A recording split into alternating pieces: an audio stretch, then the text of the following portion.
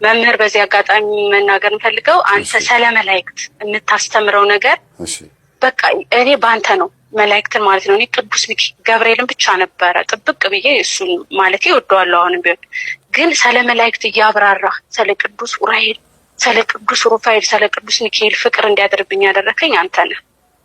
ገና እኮ እንደው በደንብ አልተናገርኩም እኮ የሚገርምሽ እንደው አለፍ አለፍ ያልኩኝ መላእክት ማናቸው የሚለውን ነገር በደንብ አድርጌ አላብራራሁም። አዎ ግን እኔ በቃ የምታብራራው በጣም ነው የሚመስጠኝና አደርገውና ያደርጉልኛል። በቃ ቅዱስ ኡራኤል አድርጎልኛል። ቅዱስ ኡራኤልማ በቃ እንደዚህ ገና በቃ እኔ እንጃ የቅዱስ ኡራኤልን ራሱ በቃ ማለት በቃ በአካል የሚናገር ነው። በቃ በአካል ነው ራሱ እስከሚመጣ ድረስ ማለት ነውና በቃ ያለኝ ፍቅር ለመላእክት ነው። አሁን የትኛው መምረጥ አልችልም። በቃ ለሁለቱም በቃ የተለያየና ይሄን ብትጸሉ እንዲያረጋቸዋል ስትል ራሱ በደንብ ነው የሚያደርጉት። በቃ በደንብ ነው የሚያደርጉትና መላእክት ላይ የምታደርገው በቃ የመልካ ጸልዩ እያልክ የምታስተምረው ትምህርት ለእኔ በጣም ጠቅሞኛል። በጣም ነው የማመሰግነው። በጣም ነው የምወዳቸው። አሁን ሁሉንም በቃ በጣም ነው የምወዳቸው። በቃ በስስት ስጠራቸው ራሱ በጣም በቃ እኔ እንጃ አጠገቤ ያሉ እስከሚመስለኝ በጣም ነው የሚያረጋጉኝ። በጣም በቃ ምን ልበል። እንደዛ ከሆነ መላእክትን በጣም ከወደድሻቸው መልካ መላእክት የሚባል አለ። 99 ነገደ መላእክት የሚባል ትልቁ መዝገበ ጸሎት ላይ መልካ መላእክት የ99 ነገደ መላእክት ጸሎት የሚል አለ። እሱን እስቲ የሁሉንም መላእክቶች ጸሎት ጸልይና ደግሞ ለውጡን ይዩ እስቲ። ምን እንደሆነ ታውቂያለሽ? ሶስት ነገር ነው በህይወትሽ የሚከናወነው። የነዚህን አባቶች የነዚህን መላእክቶች ጸሎት ስትጸልይ አንደኛ ከምትበዩ ከምትጠጪው ከእያንዳንዱ ከምታረጊው ነገር ውስጥ አሉ። ለምሳሌ ዝናብን የሚያዘንብ ፀሐይን የሚያወጣ አየሩን የሚመራ ሁሉንም ነገር የሚመሩ መላእክቶች ናቸው ለሰው ልጅ የተሾሙና ይላል የአባቶቻችን እያንዳንዱ ነገር በሰዓቱ እና በስርዓቱ እንዲንቀሳቀስ የሚያደርጉት መላእክቶች ናቸው። የሰራዊት መላእክትን በሙሉ ሲዝም ብለሽ ጸሎታቸውን አድርጊ። አንደኛ ከሁሉ ነገር በረከት ታገኛለሽ። ሁለተኛ ነገር ደግሞ እሳትን ስትጠጊ፣ ውሃም ስትጠጊ፣ ጨለማም ስትሄጂ፣ በብርሃንም ስትሄጂ የሁሉ መላእክት በረከት ስለሆነ አንቺ ጋር ያለው ሁሉም ይጠብቁሻል። እያንዳንዱ መላእክት ይጠብቁሻል ማለት ይሄኛው መልአክ ቀርቶብኛል፣ ይሄኛው የዚህ መልአክ በረከት ቀርቶብኛል አትይም ማለት ነው። እውነት ነው። እንደሱ አሁን ያልከውን አላረኩም እንጂ ለምሳሌ አሁን አራቱም በቃ አንድ ስለሆኑብኝ ምን አደርጋለሁ መሰለህ? ዛሬ የቅዱስ ሚካኤልን እንጸልያለሁ አይደለ? ነገ ደግሞ የቅዱስ ገብርኤልን፣ ከነገ ወዲያ ደግሞ የቅዱስ ሩፋኤልን። አሁን አንቺ የሊቀ መላእክቶቹ ያለሽ አይደል? እነሱን ብቻ ነው የምጸልየው። በቃ ሌላ እንኳን ሌላ መላእክት እንደው ስማቸውን ራሱ ጠርቼ አላውቅም። እኔ ደግሞ እያልኩሽ ያለሁት መሰለሽ ሁሉም ሰው ሁለት ጠባቂ መልአክ አለው። ጠዋትና ማታ አንዳንድ ሆነው የሚጠብቁ ማለት ነው አይደል እንዴ? የትኛው ስሙ ማን ይባላል አታውቂውም። ስለዚህ የነገደ መላእክትንና የሰራዊት መላእክትን ወይም የ99 ነገደ መላእክት ጸሎት የሚላል እሱን ስትጸልዩ ነው እነዚህ መላእክት አጠገብሽ ያሉትን የምትማጸኙ። ብዙ ሰው ሚካኤል ገብርኤል አዌ ይላል። አጠገቡ ያለው መልአክ እኮ ለምን ሁሉን በረከት ማግኘት ይችላል። የሚጠብቀው መልአክ ማዋራት ይችላል። ብዙ ጊዜ የሚፈውሱ የሚያጠምቁ አባቶች፣ ራእይ የሚያዩ የሰው ልብ የሚያውቁ በጣም የሚባሉ አባቶች አጠገባቸው ያለው መልአክ አግኝተውታል ርቀው ሳይሄዱና ይሄ የሚጠብቀንን መልአክ ማዋራት ብንለምድ ጥሩ ነው። እሱም ደግሞ የሚያዋራን በሁለት መንገድ ነው። አንደኛ ስጋችንን ከኃጢአት ስንጠብቅና ንጽህና ስንከተል፣ ሁለተኛ ነገር ደግሞ ነፍሳችንን ወደ መንግስተ ሰማያት ወይም ወደ ዘላለማዊ ዕረፍት ለመውሰድ ሁልጊዜ ስለ መንፈሳዊ ነገርና ስለ ዘላለማዊ ነገር በማሰብ የተሻለው ነገር በማሰብ እነዚህ መላእክቶች ካጠገባችን መልስ ይመልሳሉ። ይሄን ነገር ማድረግ ካልተቻለ ምድራውያን ወይም ደግሞ ዝም ብሎ እንደው ይሄ ተራው ሰው ነው የምንባለው። ስጋን ከኃጢአት መጠበቅ ወይም የስጋ ንጽህና መጠበቅ፣ ከዝሙት ከአንዳንድ ርኩሰት ከተለያዩ ነገሮች መጠበቅ፣ ነፍስን ደግሞ ለዘላለም ዕረፍት ማጨት፣ ይሄም መንፈሳዊ ሕይወት በተግባር ክርስትና መኖር ማለት ነውና ጠባቂ መላእክት የዛን ሰዓት እንደው በጆሮ ላይ እስከ ማዋራት ይደርሳል። በልብ ውስጥ ያዋራቸዋልና ያሰባችሁት ነገር ሁሉ ሲከናወን ታዩታላችሁ። እንደው እባክህን አጠገብ ያለ የእግዚአብሔር መልአክ የምትጠብቀኝ አብረኸኝ የተወለድክ እኔስ ልክ ስወለድ ለእኔ የታጨኸው የተሾምከው መልአክ እንግዲህ የምጠይቀውን ነገር በሙሉ አንተ አከናውንልኝ ስትይ በሚካኤልም ስም አድርጊው፣ በተክልዬም ስም አድርጊው፣ በምንም አድርጊው ያ አጠገብሽ ያለው መልአክ ነው የእግዚአብሔር እንደራሴ ሆኖ ጉዳዮችን የሚፈጽምልሽ። ብዙ ሰው ከሚጠብቀው መልአክ አይተዋወቅም። በጣም ብዙ ሰው በእውነት በጣም ብዙ ሰው ከሚጠብቀው መልአክ አይተዋወቅም። እና መልአክ የሚለው ስም በቃ የያዘ አጠገብሽ አለ ነው። ሌላ ምንም ስም የሌለው በቃ ዝም ብሎ መልአክ ጠባቂ የሆነ ማለት ነው። እና የነገደ መላእክትንና የሰራዊተ መላእክትን የ99 ነገደ መላእክትን ጸሎት መጸለይ የሚጠቅመው ለዚህ ነው ማለት ነው። ለጠባቂ መልአክ ተብሎ የተዘጋጀ ጸሎት ነው እሱ። ይሄ ነው። በርቺ። እናመሰግናለን እህታችን። እሺ። እና አንድ ምስክር አለኝ ሌላ ማለት ነው። በመሀል ወረ ስላስገባው ነው። ይሄኛው ትንሽ የቆየ ነው። እሺ። እና ቅዱስ ሚካኤል ልክ የህዳር ሚካኤል ነው። እና ቤተክርስቲያን ሄደን መተን ኢትዮጵያ ያለው ነው። ቤተክርስቲያን ደርሰን መተን ታቦት አስገብተን መተን እያለ ሻማ፣ ይሄ ትልቁ ሻማ አለ አይደለ? የሚሸተው መዓዛ ያለው ረጅም ነው፣ በጣም ትልቅ ነው። እና እሱም ገዝተን መተን ነበር። አበራን ስዕሉ ላይ ማለት ነው፣ ስዕል አድኖ ላይ። እና የስዕል አድኖ እንደዚህ ጠረጴዛ አለ እና እዛ ጋር መጽሐፍ ቅዱስ አለ። በቃ የተለያየ የጸሎት መጽሐፍ ገራት ምናምን አሉ። እና መሀል ላይ ነው በእቃ ማስቀመጫ አድርገን ያስቀመጥነው ሻማውን ማለት ነው። እና ከዛ በኋላ የምኖርበት ቤትና ባለቤት የስራ ቦታ ነበረው እና እሱ የሆነ ቦታ ሊሄድ ብሎ እኔ ስራ ቦታው ሄድልኝ ቁጭ ብለሽ ሊጠብቂልኝ ይለኝ እና ወጥቼ ሻማውን አላጠፋሁትኝም ሄድኩኝ ማለት ነው። ከዛ ሄጄ ልክ ባለቤት ሲመጣ ታመልሽ ቤት ስመጣ ቤቱ በጭስ ታፍኗል ማለት ነው። ጭስ ይሸታል ቤቱ። ከዛ በኋላ ሳየው የወደቀ ነገር የለም። ሻማው ጠፍቷል፣ ግን ሻማው አልወደቀም። እኔ እስካሁን ድረስ ራሱ ማለት በቃ ልመስክርለት ማለት ፎቶ ባነሳሁት ኖሮ ቪዲዮ ለምን አልቀረጽኩትም ብላለሁ። ሻማው እንደቆመ ነው፣ ግን ጠፍቷል። ከዛ በኋላ ማለት ነው የቅዱስ ሚካኤል ትንሿ አለች አይደለ? ትንሿ እንደዚህ እና ግንባር ላይ እንደዚህ እንሰግድባት ነበር ማለት ነው። ግን የቅዱስ ሚካኤል ስዕል ይሄ ቁምጣ ምናምን ለብሶ እንደማን ትክክል አይደለም ምናምን እያሉ ነው። እሱ ነበረ ማለት ነው። እና 4 ማዕዘን ነች፣ ትንሽ ነች። እሱ እንዳለ አመድ ሆኗል። ከመጽሐፍ ቅዱሱ በላይ ነው የነበረ እሱ ስዕል ማለት ነው። እና እዛ ጋር ግን እንደዚህ ስንሰግድ እንሰግድበታለን ስዕሉ ጋር ማለት ነው፣ የቅዱስ ሚካኤል ስዕል ጋር። ከዛ በኋላ ስዕሉ አመድ ሆኗል። መምህር ስዕሉ አመድ ሆኗል። ከዛ ውጭ አንድ ነገር የተቃጠለ ነገር የለም። ስዕሉ ብቻ የቅዱስ ሚካኤል ስዕል ግን የለም፣ አመድ ሆኖ። መጽሐፍ ቅዱስ አልተቃጠለም፣ ገርላት አልተቀጠሉም። ከስር ጨርቅ ነበር፣ እሱ ትንሽ ጨርቁ ብቻ ነክቶታል። ሻማው ሳይወድቅ ነው እንደዛ የሆነ። እንዴት እንደተቃጠለም አላውቅም። እንዴት አድርጎ እንዳገኘው ራሱ እስካሁን አልተገለጠልኝም ማለት ነው። ግን ዞሮ ቅዱስ ሚካኤል እንደዛ አድርጎ አንድም ነገር ሳይነካ እንደዛ ሆኖ ግን የእሱ ስዕል ግን ለምን ተቃጠለ ስዕሉ ብዬ በጣም ከፍቶ ነበረ በሰዓቱ። ለምንድን ነው ቅዱስ ሚካኤል ምን የሆነ በቃ የተቀየመኝ አይነት ሁሉ መስሎኝ ነበረ ማለት ነው። ስዕሉ ብቻ አመድ ሆኖ ሳገኘው ነው በጣም እና እንደዛ አድርጎልኝ ግን በቃ በሱባኤ ራሱ ለምን አሁን ነው በቃ ለምንድን ነው ያልጠየኩት? በሱባኤ ለምንድን ነው ቅዱስ ሚካኤል እንደዛ ያደረገው ግን ምናምን ብዬ በቃ ሁሌ የማስብበት ማለት ስዕሉ ለምን አመድ ሆነ ነው የኔ ጥያቄ ማለት ነው። ለምንድን ነው ስዕሉ ተቃጠለ? የእሱ ስዕል ብቻ እንደዚህ ሆኖ ለምንድን ነው? ሌላውን አትርፎት ራሱ ማለት ነው ራሱ አትርፎት የቅድስት አርሴማ ስዕል ራሱ ነበረ። ፍሬሙን ብቻ ጭርፍ አድርጎት ማለት ነው እስካሁን ድረስ አለ፣ አንድም ነገር ሳይነካ። በተለይ ወረቀት የሚቀጣጠል ማዕት ነበር ገርላት። አስብ፣ ከመጽሐፍ ቅዱሱ በላይ ነው የእሱ ስዕል። አመድ ሆኖ መጽሐፍ ቅዱሱን እስካሁን አለ፣ አንዲት ነገር ሳይነካው ማለት ነው። ስለዚህ የራሱን ስዕል እንትን ሳይል የሌላውን ስዕል ጠብቆልኛል ነው የምትይው አንቺ? አዎ እንደዛ ብቻ በቃ ግራ ይጋባኛል። ግን በቃ እሱ አድርጎልኛል ማለት ለምንድን ነው ስዕሉ የተቃጠለ የሚለው በጣም እንትን ይለኛል ማለት ነው። አሁን አንቺ ስዕሉ ለምን ተቃጠለ ስትይ ቅዱስ ሚካኤል የራሱን ስዕል አቃጥሎ ሌላውን ለምን አተረፈ በሚለው አይነት ፈሊጥ ውስጥ ሳይሆን መግባት ያለብሽ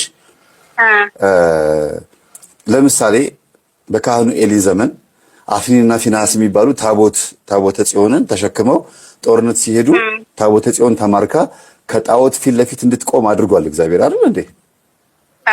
አዎ ታቦት አጠገብ ጣዖት አለ፣ ጣዖት አጠገብ ደግሞ ታቦት አለ። ያን ጊዜ ስለተማረከች ታቦተ ጽዮን እግዚአብሔር የታቦቱን ኃይል ደበቀና ምን አደረገ? የታቦቱን ኃይል ደበቀና ጣዖቱ ፊት እንድትቀመጥ አደረገ። ዳጎን የሚባል ጣዖት ነው። የሰይጣን ቤተ መቅደስ ወይም ደግሞ የዳጎን የሚባለው እንትን ጣዖት ቤተ መቅደስ ዕጣን የሚታጠንበትና እሱ የሚመለክበት ቤተ መቅደስ ፊት ለፊት ታቦተ ጽዮን አስቀምጠዋታል። ሁሉም ጦርነት አሸነፍን፣ ታቦታቸውን ወሰድንባቸው ብለው ወደ የቤታቸው ሄደው ተኝተው ቤተ መቅደሱ ጸጥ ብሎ ብቻውን ባለበት ሰዓት ላይ ከታቦቱ ላይ የእግዚአብሔር ኃይል ተነስቶ መጥቶ ጣዖቱን ሰባበረው ይላል። ያ ጣዖቱን የሰባበረው እግሩን የገነጣጠለው ብትንትኑን ያወጣው የታቦት ኃይል እነዛ ፍልስጤማውያን ያንን ታቦት ተሸክመው አምጥተው እዛ ቤተ መቅደስ ማነው ቤተ ጣዖት ሲያስቀምጡት ለምን አላቃጠላቸው? እንግዲህ እስራኤላውያን አፍኒንና ፊናስ በቀስት ተመተው ሞተዋል። ታቦተ ጽዮን ተማርካለች። ተሸክመው ያመጡት ማን ናቸው? ፍልስጤማውያን ናቸው። እና ፍልስጤማውያን ታቦቱን ሲይዙት ለምን አልተቃጠሉም? ለምን እግዚአብሔር ኃይሉን ደበቀ? አንዳንዴ ይኸውልሽ ይሄ ስዕል ቤተ መቅደስ ምናምን ህንጻ ቤተክርስቲያን ምናምን የሚባለው ነገር እግዚአብሔር ሲቃጠል ዝም የሚልበት የራሱ ምክንያት አለ። ሲፈርስ ዝም የሚልበት ምክንያት አለው ማለት ነው። ከዛ በኋላ የሚመጣውን ነገር መጠበቅ ነው። ይብሳል። ከተቃጠለው ከፈረሰው በላይ ከተማረከው ታቦት ከተሰረቀው ታቦት በስተጀርባ እግዚአብሔር ሊያደርግ የፈለገው ነገር ስላለ ነው ማለት ነው። እንግዲህ ታቦቷ ጣዖቱ ፊት ለፊት በአዳራሽ ውስጥ ተፋጠጡ። ሰው የለም፣ ታቦትና ጣዖት ተፋጠጡ ማለት ነው ፊት ለፊት። ከዛ ጠዋት ሊሰግዱ ለአማልክቶቻቸው ይህንን ታቦት ስለማረክልን እስራኤላውያን እንድናሸንፍ ስለረዳህን እናመሰግናለን ሊሉ ለጣዖቱ ሊሰግዱ ጠዋት ሲመጡ ጣዖቱ ፍርስርሶ ወጥቷል። ደነገጡ። አንደኛ። ሁለተኛ ደግሞ ወዲያውኑ በከተማዋ ላይ ጠዋት እባጭ የሚባል በሽታ መጣባቸው። በጣም ከባድ የሆነ የሰውነት እከክ በሽታ። አረ እነዚህ እስራኤላውያን ታቦት ስላመጣን ነው አምላካቸው ተቆጥቷል መልሱላቸው ተብለው በእጃቸው መንካት እስኪከብዳቸው ድረስ በላምና በሰረገላ ላይ ታቦቱን አስቀምጠውት ሸኙት ይላል። ላሞቹ ራሳቸው እንዲያደርሱት ሰው የለ ምን የለ። ላሞቹ በሰረገላው ላይ ያለውን ታቦት ተሸክመው ወደ ማን ገቡ? ወደ እስራኤላውያን መንደር ገቡ ማለት ነው። ከምን ጋር? ከአምስት በአይጥ ቅርጽ የተሰራ በአንበሳና በአይጥ ቅርጽ የተሰራ የወርቅ እንትን ትልቀት ያለው እንደዚህ አሁን እንደማሳያችሁ አንድ ወርቅ እንግዲህ በዚህ ልክ ነው የሚሰራው ብዙ ጊዜ እና የሆነ በወርቅ የተሰራ ሙሉ በሙሉ ወርቅ የሆነ አምስት አይጥ ወይም ደግሞ አምስት አንበሳ ደቦል የመሰለ ወርቅ አድርገው ከታቦቱ ጋር ይቅርታ አምላካችሁን ይቅርታ እንዲያደርግልን ለምኑ ብለው አልቅሰው ነው ታቦቱን የመለሱት። ስለዚህ አንቺም ቤት እኔ እንዲያውም ማቃት ልጅ አለች። አሁን ብትገባ ብትመሰክር ብትደውል ደስ ይለኛል። ምንድነው ከተቃጠለ ቤተክርስቲያን ገጠር ላይ ነው ከተቃጠለ ሙስሊሞች ካቃጠሉት ቤተክርስቲያን ላይ አመድ ወስዳ የዳነች ልጅ አለች። አመድ ይሄንን ታውቂያለሽ? ከሰል ከደመራ ላይ ደመራ ተቃጥሎ ደመራ በርቶ ከደመራው ላይ አንስተን ስንቀባ ደመራውን ያቃጠልነው መስቀሉን ለማቃጠል አይደለም፣ ወይም ደግሞ ክርስቶስን ለመቃወም አይደለም። ቤተክርስቲያን ግን ተቃጥላለች እኮ አመድ ሆኗል እኮ። ከዛ ላይ ግን ወስዳ ማህፀኗን ተቀብታ የዳነች ልጅ አለች። ምስክርነት ነው የሰማሁት እንግዲህ ቤተክርስቲያን ላይ። ስለዚህ እግዚአብሔር እምነታችንን በምን በኩል እንደሚያበራው አናውቅ። ዝም ብሎ ማመን ያለብን እኛ እና አንቺም ጋር አመድ የሆነውን ያ ስዕሉን አመዱን ይሄ ደግሞ እምነት ነው ብለሽ በጠርሙስ ብታስቀምጪው እምነት ነው። አይ አስቀምጠን ነው ተጠቅመንበታል በሰዓቱ ማለት ነው። እና እንደዛ ነው የዘውን ቀን እንደዛ የሆነ ስዕሉ ቀን ወጣን ማለት ነው። እና እኔ ነፍሰ ጡር ነበርኩ በሰዓቱ ማለት ነው። የስንት ወር መሰለ ሚካኤል ሐሙስ ሆኖ እኔ ወለድኩት በ15 ነው ማለት ነው። በ15 ማታ ነው የወለድኩት እና የዛን ቀን ማለት ነው ለልጃችን እስኪ ልብስ ምናምን ንግዛ ብለን ማለት ቀኔን እየተጠባበቅኩ ስለሆነ ወጣን ማለት ነው። እዛው የቅዱስ ሚካኤል ቀንና እየሄድኩኝ እያለ ውሃ ልክ አለ ማለት ነው። ውሃ ልክ በጣም ትልቅ ነው። እዛ ጋር እንዴት እንዳደነቀፈኝ አላውቅም። ሙሉ ለሙሉ ነው የወደኩት ውሃ ልኩ ላይ ማለት ነው። እና እኔ በቃ ማለት እዛ ውሃ ልክ ላይ ካረፍኩ ልጅ አይተርፍም ምናምን ብዬ ስላሰብኩኝ በእጄ እንደዚህ በቃ ብዬ ቅዱስ ሚካኤል ምናምን እያልኩኝ ስልክ እየነበረ በእጄ እና ሙሉ ኃይሌን ስልኬ ላይ ነው የጨረስኩት። ሆዴ እዛ ውሃ ልክ ላይ እንዳያርፍ ማለት ነው። እና በጣም የሚገርም ታምር ነው ያደረገልኝ ቅዱስ ሚካኤል። በእርግጠኝነት ነው የማወራው ቅዱስ ሚካኤል ነው ያተረፈኝ ሁላ ማለት ነው። በጣም ነበረ ባለቤት የደነገጠው። እኔ ራሱ በጣም ነበር የደነገጥኩት። ደስ ይላል። በቃ የምነሳ ሁሉ አልመሰለኝ ነበር። እንደዛ አድርጎልኛል። በዛው ቀን እንደዛ ሆነ በስቡ ቀን ማለት ነው ቅዱስ ሚካኤል እንደዛ አድርጎልኝ። አሁን ልጄ 8 ዓመቱ ነው። የሚማረውም የቅዱስ ሚካኤል ቤተክርስቲያን ነው። በጣም ደስ ይላል። በጣም ነው ወደው። ስለዚህ እንደዚህና እህታችን መቅደሰ ማርያም ዛሬ መታ የነገረችን አንድ ትልቅ ትምህርት አስተምሮናል። እስቲ በቲክቶክ፣ በፌስቡክ፣ በዩቲዩብ ሾርት ላይ ወይም ደግሞ በዋትሳፕም በኢንስታግራምም ሊሆን ይችላል በምንም አድርጋችሁ የቅዱስ ሚካኤልን ስዕል አንደኛ እንትናችሁን ይሄ ፕሮፋይላችሁን ማድረግ፣ ሁለተኛ ነገር ደግሞ ለአንድ ሳምንት ያክል የሚቆይ የጸሎት ክፍላችሁን ልክ እንደዚህ ያው የጸሎት ክፍላችሁን እንደዚህ ቀርጻችሁ ልቀቁ። እዚህ ጸሎት ክፍል ውስጥ ነው መላእክት መጥተው አግኝተውን ተአምር የሚሰሩት አይደለም እንዴ? ከቤታችን ነው የሚጀምረው። ሁላችሁም ጸሎት ክፍላችሁን ቀርጻችሁ ልቀቁ። ሁላችሁም እኔ አሁን ያልኩትን አይደለም የምትለቁት። ይሄን ቪዲዮ ቆርጣችሁ ሳይሆን አሁን የዚህ ዩቲዩብ ውስጥ ያላችሁና ይሄን ቪዲዮ ነገ አድሮም 20 ሺህ 30 ሺህ ሰው ቢያየው ማለት ነው የጸሎት ክፍላችሁን በቪዲዮ በደንብ አድርጋችሁ ጥሩ አድርጋችሁ ቅረጹ እና እስቲ ሰው ይይ ጸሎት ክፍል እንዴት ጠቃሚ እንደሆነ ይጎምጁ፣ እስቲ ይኮርጁ። መኮረጅም ካለብን ይሄን ነው መኮረጅ አለብን። ፋሽን ከምንኮርጅ ማይረባ ዳንስና ማይረባ ነገር ከምንኮርጅ ጸሎት ክፍል እናሳያቸውና ይሄን ይኮርጁ፣ ይሄን ይማሩ። እስቲ መቅደሰ ማርያም ይሄን ሐሳብ እንድናፈልቅ እናመሰግናለን። መምህር ግን በቪዲዮ የተደገፈ እኔ ራሱ ማስረጃ አለኝ ሌላ ከዛ በኋላ የገጠመኝ ማለት ነው። ማለቴ ባለቤቴ በቪዲዮ አስቀምጧል። አሁን ራሱ እንደዚህ ሻማ አብርቶ ያ በእኛ ጥፋት ነው ሻማው አልቆ እሱ ዘግቶት ሄዶ ነበርና ከዛ በኋላ መጽሐፍ ቅዱስ ነበር እንደዚህ እንዳልኩ የጸሎት ቦታ የተለመደ ነው እና ከዛ በኋላ ምንጣፉ ከስር ያለውን አቃጥሎት ማለት ነው። መምህር ይሄ በቪዲዮ ስለሆነ እርግጠኛ ሆኜ ነው የማወራ። በቪዲዮ መጽሐፉ ከስር ያለውን አቃጥሎ ማለት ነው። መጽሐፍ ቅዱሱ ምንም ሳይሆን ስዕሉ ምንም ሳይሆን ፕላስቲክ አለ የጸሎት ውሃ የሚጠቀምበት እንደዚህ የምንረጭበት ማለት ነው። አሎ ይቅርታ ማለት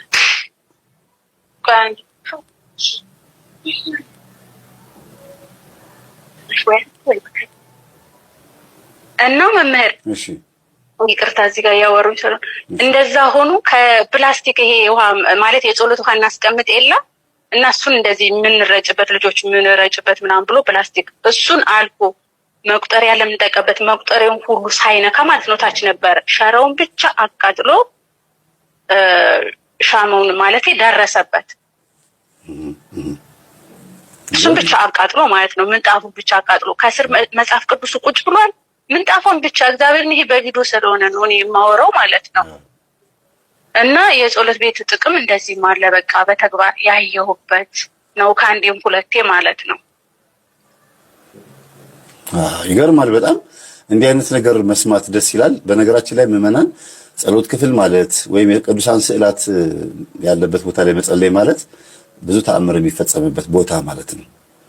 እንቁልልጬ መናፍቃን፣ እንቁልልጬ ፕሮቴስታንቶች፣ ሙስሊሞች አጠቃላይ እኛ እግዚአብሔር ለዚህ ደግሞ አባቴ መምህር ግርማን የኔ ወድ አባት በጣም አመሰግናቸዋለሁ። እውነቴን ነው የምልህ የጸሎት ቤት እኔ እንጃ እኔ በጠባብ ቤት ገና ከመጀመሪያው አሁን ያልኩ የቅዱስ ሚካኤል ታምር የሰራልኝ በጣም ጠባብ ልጅ ሰው ሲመጣ አልጋ ላይ ነው የሚቀመጠው የነበረው።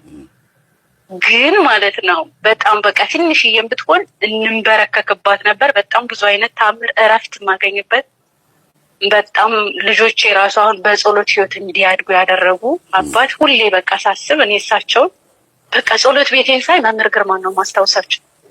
ስሰግድ መምህር ግርማን ነው ማስታወስ። ምክንያቱም የአምልኮት ህይወት የሚባለው እኔ መምህር የአምልኮት ስግደት በቃ ህይወትን እንድኖር በቃ እኔ ቃላት የለኝም ስለሳቸውና በጣም አመሰግናቸዋለሁ። እሳቸውንም ሁሌ የዛሬ የምስክር መስጠትም ስለሆነ እሳቸውን እንደ አንድ ምስክር በጣም ነው የማመሰግናቸው የሁሌምና በጣም የጸሎት ህይወትን እንዳውቅ ያደረጉኝ አባት እሳቸው ናቸው።